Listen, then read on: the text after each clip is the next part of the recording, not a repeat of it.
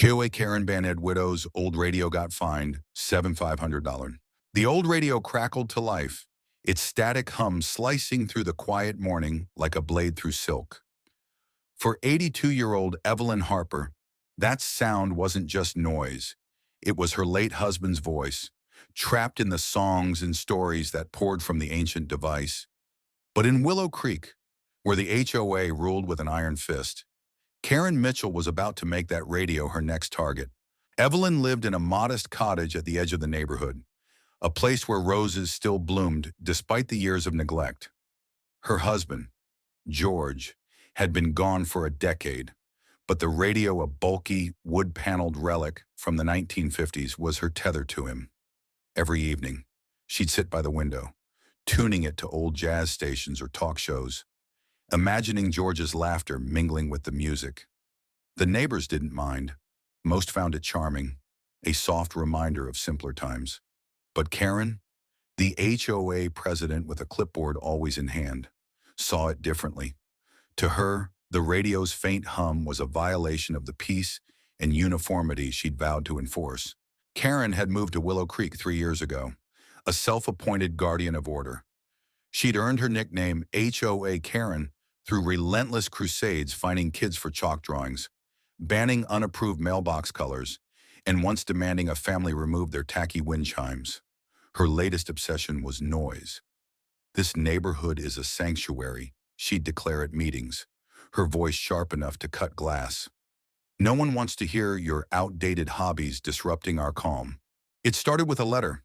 Evelyn found it taped to her door one crisp October morning, the HOA's letterhead glaring in bold.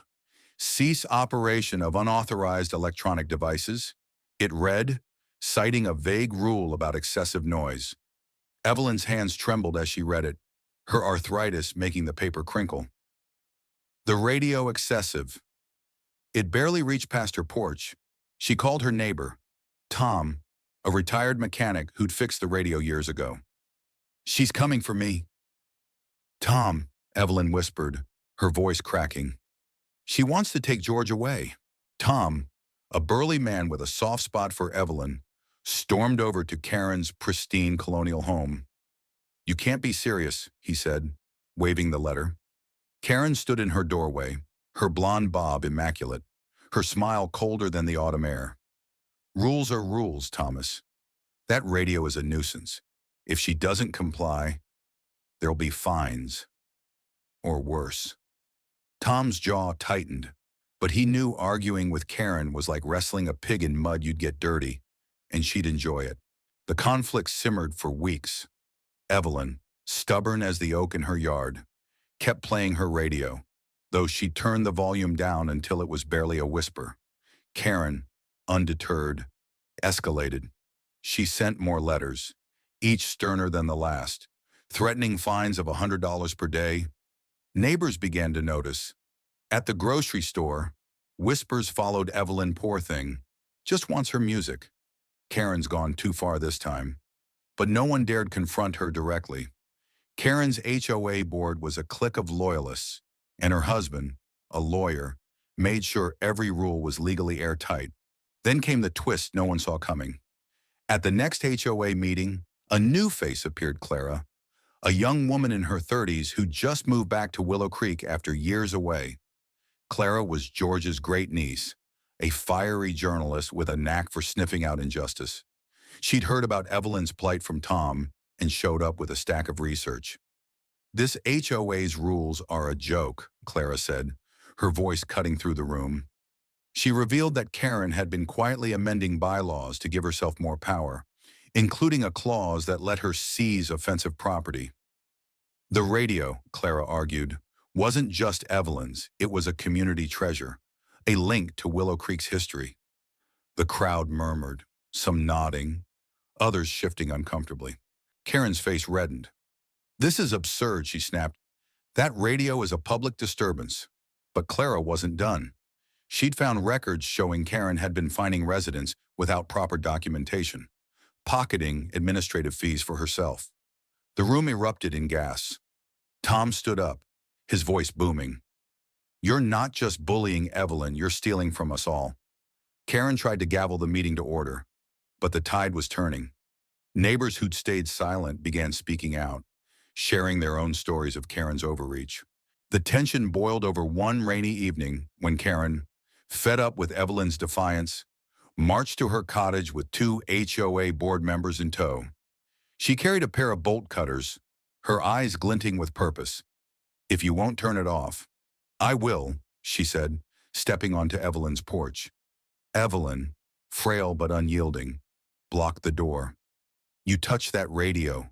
You're touching my husband's memory," she said, her voice steady despite the tears.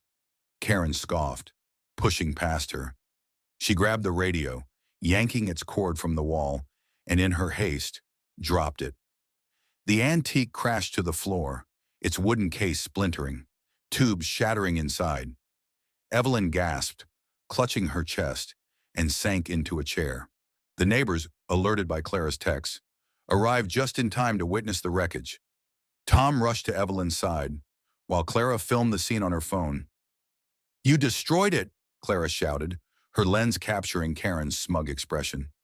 The broken radio lay in pieces, its once warm hum silenced forever. Karen, unfazed, dusted off her hands. It was a hazard. "You're welcome." But the crowd wasn't having it. Shouts of shame and bully echoed through the rain-soaked night.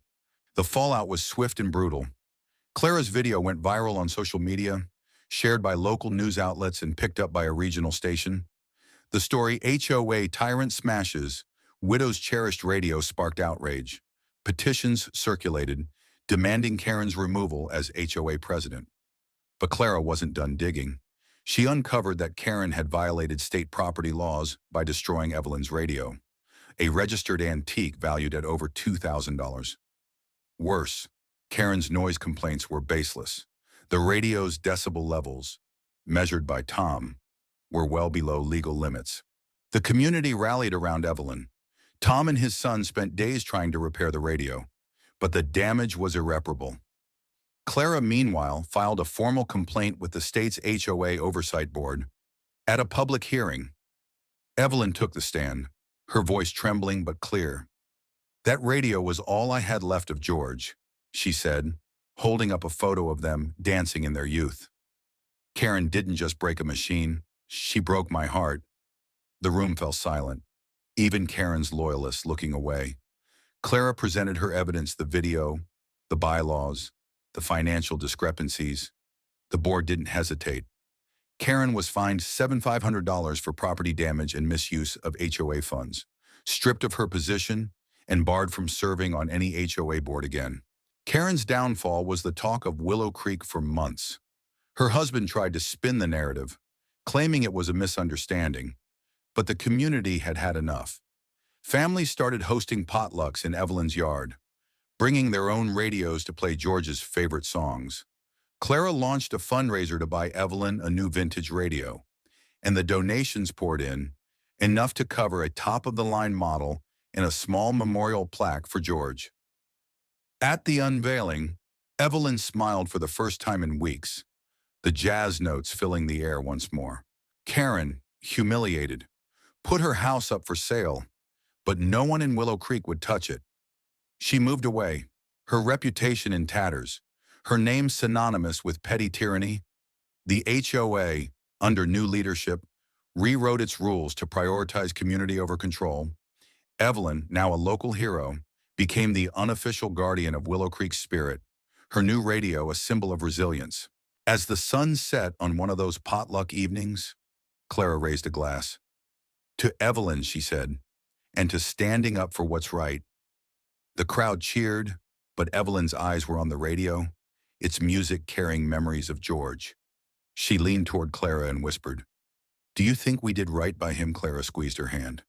"We did more than that. We showed the world what justice looks like." What do you think? Was Karen's punishment fair? Or did the community go too far? Share your thoughts below.